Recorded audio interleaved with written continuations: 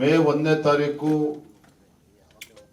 ವಿಶ್ವ ಕಾರ್ಮಿಕ ದಿನ ಅಥವಾ ಶ್ರಮಿಕ್ ದಿವಸ್ ಅಂತ ಹೇಳಿ ನಾವು ಆಚರಣೆ ಮಾಡ್ತೇವೆ. ಈ ದೇಶದ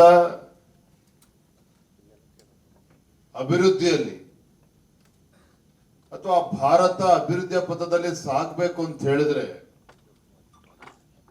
ಈ ಶ್ರಮಿಕ ವರ್ಗದ ಪಾತ್ರ ಏನು ಅನ್ನೋದನ್ನು ಕೂಡ ನಾವು ಅರ್ಥ ಮಾಡ್ಕೋಬೇಕಾಗಿದೆ. ಬಹುಶಃ ಒಂದೇ ಮಾತಲ್ಲಿ ಹೇಳೋದಾದ್ರೆ ಈ ದೇಶಕ್ಕೆ ಮತ್ತು ಸಮಾಜಕ್ಕೆ ಶ್ರಮಿಕ ವರ್ಗ ನೀಡ್ತಾ ಇರ್ತಕ್ಕಂಥ ಕೊಡುಗೆಯನ್ನ ನಾವೆಂದಿಗೂ ಕೂಡ ಮರೆಯೋದಕ್ಕೆ ಸಾಧ್ಯ ಇಲ್ಲ ಅನ್ನೋದನ್ನು ಕೂಡ ನಾವು ಅರ್ಥ ಮಾಡ್ಕೋಬೇಕಾಗಿದೆ. ನಮ್ಮೆಲ್ಲರ ಹೆಮ್ಮೆಯ ಪ್ರಧಾನಮಂತ್ರಿ ನರೇಂದ್ರ ಮೋದಿಜಿಯವರು ಭಾರತ 2047 ಇಸ್ವಿಗೆ ಒಂದು ಅಭಿವೃದ್ಧಿಶೀಲ ರಾಷ್ಟ್ರ ಆಗಿ ಪರಿವರ್ತನೆ ಆಗಬೇಕು ಅಂತ ಹೇಳಿದ್ರೆ ನಮ್ಮ ಶ್ರಮಿಕ ವರ್ಗದ ಪಾತ್ರವು ಕೂಡ ಬಹಳ ಮಹತ್ವವಾಗಿರ್ತಕ್ಕಂಥದ್ದು. ಬಹುಶಃ ಅವರ ಪಾತ್ರ ಇಲ್ಲದೆ ಹೋದ್ರೆ ಇವತ್ತು ಅಭಿವೃದ್ಧಿಶೀಲ ರಾಷ್ಟ್ರ ಆಗಿ ಭಾರತ ಪರಿವರ್ತನೆ ಆಗ್ತದೆ ಅನ್ನೋದನ್ನು ನಾವು ಕಲ್ಪನೆನೂ ಕೂಡ ಮಾಡ್ಕೊಳ್ಳೋದಕ್ಕೆ ಸಾಧ್ಯ ಇಲ್ಲ. ಹಾಗಾಗಿ ನರೇಂದ್ರ ಮೋದಿಜಿಯವರು 2014 ನಂತರ ಅಧಿಕಾರಕ್ಕೆ ಬಂದ ನಂತರ ಈ ಕಾರ್ಮಿಕ ವರ್ಗಕ್ಕೆ ಅನುಕೂಲ ಆಗಬೇಕು ಅನ್ನೋ ನಿಟ್ಟಿನಲ್ಲಿ ಅನೇಕ ಯೋಜನೆಗಳನ್ನು ಅನುಷ್ಠಾನಕ್ಕೆ ತಂದಿರತಕ್ಕಂಥದ್ದನ್ನು ಕೂಡ ನಾವು ನೋಡ್ತಾ ಇದ್ದೇವೆ. ಅಷ್ಟೇ ಅಲ್ಲ, ಈ ಶ್ರಮ್ ಪೋರ್ಟಲ್ ಅನ್ನ ಸ್ಥಾಪನೆ ಮಾಡಿ ದೇಶದ ಕಾರ್ಮಿಕರ ಅಂಕಿ ಅಂಶಗಳನ್ನ ಪಡೆದುಕೊಂಡು ಎಲ್ಲ ಮಾಹಿತಿಗಳನ್ನ ಪಡೆದುಕೊಂಡು ಅವ್ರಿಗೆ ಪಿಂಚಣಿ ಯೋಜನೆ ಇರ್ಬೋದು, ಆರೋಗ್ಯ ಸಂಬಂಧಿತ ಸಹಾಯನ ಮಾಡ್ತಕ್ಕಂಥದ್ದು, ಈ ರೀತಿ ಆ ಶ್ರಮಿಕ ವರ್ಗದವರಿಗೆ ಸಹಕಾರವನ್ನು ನೀಡಬೇಕು ಸರ್ಕಾರದ ವತಿಯಿಂದ ಅಂತ ಹೇಳಿ ನಾವು ಅನ್ಆರ್ಗನೈಸ್ಡ್ ಸೆಕ್ಟರ್ ಅಂತಾನು ಕೂಡ ಕರಿತೇವೆ. ನೋಡಿದ್ರೆ ಕೋವಿಡ್ ಸಂದರ್ಭದಲ್ಲಿ ಯಾವ ರೀತಿ ತೊಂದರೆಗೆ ಸಿಲುಕಿ ಹಾಕೊಳ್ತು ನಮ್ಮ ಕಾರ್ಮಿಕ ವರ್ಗ, ಶ್ರಮಿಕ ಬಂಧುಗಳು ಅನ್ನೋದನ್ನ ನಾವು ಒಂದು ಕ್ಷಣವಿತ್ತು ಯೋಚನೆ ಮಾಡಬೇಕು.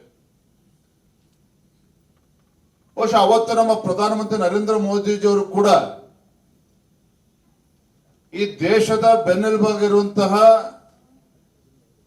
ಶ್ರಮಿಕ ವರ್ಗದವರಿಗೆ ಎಲ್ಲಾ ರೀತಿಯ ಅನುಕೂಲಗಳನ್ನ ಮಾಡಬೇಕು ಅಂತ ಹೇಳಿ ಅಷ್ಟೇ ಸುಮಾರು 26-28 ಕಾನೂನುಗಳೇನಿದ್ವು ಅವೆಲ್ಲವನ್ನು ಕೂಡ ವಿಲೀನಗೊಳಿಸಿ 6 ಕಾನೂನನ್ನ ಅನುಷ್ಠಾನಕ್ಕೆ ತಂದು ಈ ರೀತಿ ಸರಳೀಕರಣ ಮಾಡತಕ್ಕಂಥ ಕೆಲಸವೂ ಕೂಡ ಕೇಂದ್ರ ಸರ್ಕಾರ, NDA ಸರ್ಕಾರ, ನರೇಂದ್ರ ಮೋದಿಜಿ ನೇತೃತ್ವದಲ್ಲಿ ಆಗಿರುವಂತದ್ದು. ನನಗಿನ್ನೂ ಕೂಡ ನೆನಪಿದೆ, ರಾಜ್ಯದಲ್ಲಿ ಭಾರತೀಯ ಜನತಾ ಪಾರ್ಟಿ ಸರ್ಕಾರ ಸನ್ಮಾನ್ಯ BS ಯಡಿಯೂರಪ್ಪ ಅವರು ಮುಖ್ಯಮಂತ್ರಿಗಳಾಗಿದ್ದಾಗ ಆ ಕೋವಿಡ್ ಸಂದರ್ಭದನ್ನ ನೆನೆಸ್ಕೊಂಡ್ರೆ ಇವತ್ತು ಕೂಡ ಭಯ ಆಗ್ತದೆ. ಪಾಪ ದೇಶದ ಮೂಲೆ ಮೂಲೆಗಳಿಂದ ಕಟ್ಟಡದ ಕಾರ್ಮಿಕರು ಇರ್ಬೋದು, ಅಸಂಘಟಿತ ಕಾರ್ಮಿಕರು ಇರ್ಬೋದು, ನಮ್ಮ ಶ್ರಮಿಕ ವರ್ಗದವರೇನಿದ್ದಾರೆ ಒಂದು ರೀತಿ ಬೀದಿಗೆ ಬರ್ತಕ್ಕಂಥ ಪರಿಸ್ಥಿತಿ ನಿರ್ಮಾಣ ಆಯಿತು. ಎಲ್ಲಿ ಹೋಗ್ಬೇಕೋ ಊರಿಗೆ ಹೋಗಿ ತಲುಪೋದಕ್ಕೆ ಆಗ್ತಾ ಇರಲಿಲ್ಲ. ರಾತ್ರೋರಾತ್ರಿ ಲಾಕ್ಡೌನ್ಗಳಾಯ್ತು ಇಡೀ ಜಗತ್ತಿನಲ್ಲಿ, ಭಾರತವೂ ಸೇರಿದಂತೆ. ಇದರ ನಡುವೆ ಬಡ ಸಮುದಾಯ ಶ್ರಮಿಕ ವರ್ಗದವರು ಎಲ್ಲಿಗೆ ಹೋಗ್ಬೇಕು? ಆ ಕಾರ್ಮಿಕ ವರ್ಗದವರು ಒಂದು ತುತ್ತು ಗಂಜಿಗೂ ಕೂಡ ಸಮಸ್ಯೆ ಉಂಟಾಯ್ತು ಆ ಸಂದರ್ಭದಲ್ಲಿ. ಆದ್ರೆ ಅಂತ ಸಂದರ್ಭದಲ್ಲಿ ಸನ್ಮಾನ್ಯ ನರೇಂದ್ರ ಮೋದಿಜಿಯವರು ಒಂದು ದಿಟ್ಟ ನಿರ್ಧಾರಗಳನ್ನು ತೆಗೆದುಕೊಂಡು ಕರ್ನಾಟಕದಲ್ಲೂ ಸಹ ಸನ್ಮಾನ್ಯ BS ಯಡಿಯೂರಪ್ಪ ರಾಜ್ಯದ ಮುಖ್ಯಮಂತ್ರಿಗಳಾಗಿ ಆ ಶ್ರಮಿಕ ವರ್ಗದವರು ಕೂಡ ಪ್ಯಾಕೇಜ್ಗಳನ್ನ ಘೋಷಣೆ ಮಾಡಿದ್ರು. ತರಕಾರಿ ಮಾರ್ತಕ್ಕಂಥ ಬಡವರಿಗೂ ಕೂಡ ಆ ಸಂದರ್ಭದಲ್ಲಿ ಪ್ಯಾಕೇಜ್ಗಳನ್ನ ಘೋಷಣೆ ಮಾಡಿದ್ರು. ಈ ರೀತಿ ಅಂತ ಕ್ಲಿಷ್ಟಕರ ಸಂದರ್ಭದಲ್ಲೂ ಸಹ